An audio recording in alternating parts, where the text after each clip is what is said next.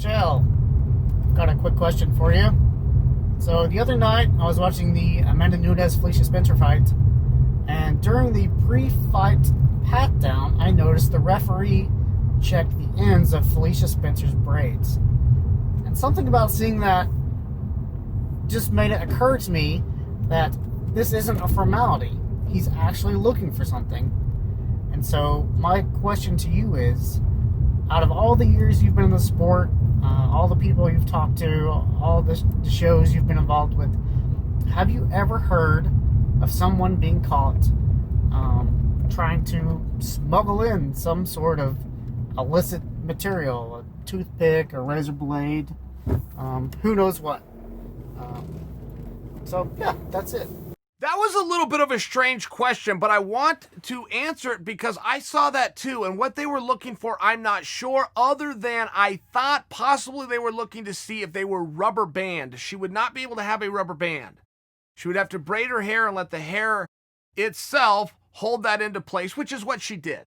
But they have to check for how that is secured at the bottom. I think that's what you saw, but yes, I have seen some weird things happen. Now, I got to go back a period of time, but don't forget, this sport didn't used to have commissions.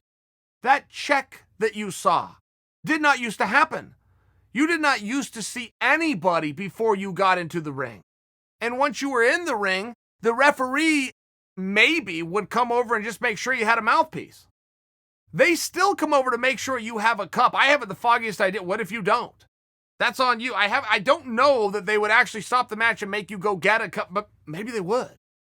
The point I'm attempting to make for you is before those commissions were in place, yeah, I did see a few weird things. And they generally were taking place, from my experience, in some of the fights that were going on in Brazil. But I had a teammate, a friend go over, Sean Bourmet, went over to Brazil and fought Vanderlei Silva. And Sean Bourmet was a great wrestler, NCAA finalist, aspiring Olympian, one of the best wrestlers on earth. And he gets in the ring with Vanderlei. He grabs a hold of him right away, and his hands slip right off. He looks like they're covered in Vaseline.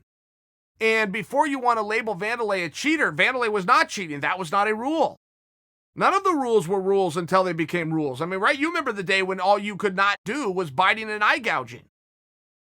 And then pretty soon they go, well, you know what, don't grab one finger and turn it. That's called a small joint manipulation. You guys might even remember the fight that Royce Gracie had with Chemo.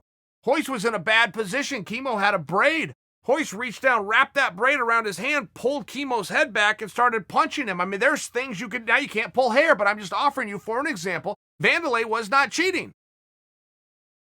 Sean wasn't looking for it, and Sean was surprised by it at the time, because it had never happened, it had never been done. Sean was a wrestler. They do check you in wrestling for any kind of an oil that could cause a slip. But I only bring that to you because there's things that happen. Anderson Silva had one. Anderson Silva, they would put the Vaseline on him at that check-in point.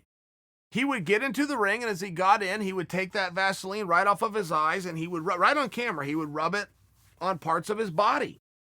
And the commission threw a fit one night. I mean, he'd done this a number of times, and they finally threw a fit.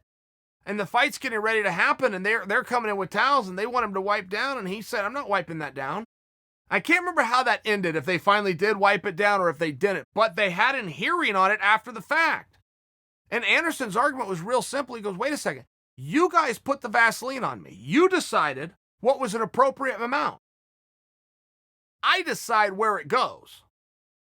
There's nothing within your rules that says it stays on my eyes. You put it on my eyes, the amount that you thought was appropriate for the fight. Once the fight happens, it's going to get brushed all over anyway. So I put it where I want it. Anderson won the argument. The commission ruled a fighter could take that Vaseline and put it wherever they wanted after it was put on. Little bit of a surprise ruling, but you see the logic behind it. You see the problem. So I suppose to your question, no, I haven't seen razor blades. I have seen a toothpick by Benson Henderson, but he didn't use that as a weapon. He was just a guy that liked to have a toothpick in his mouth.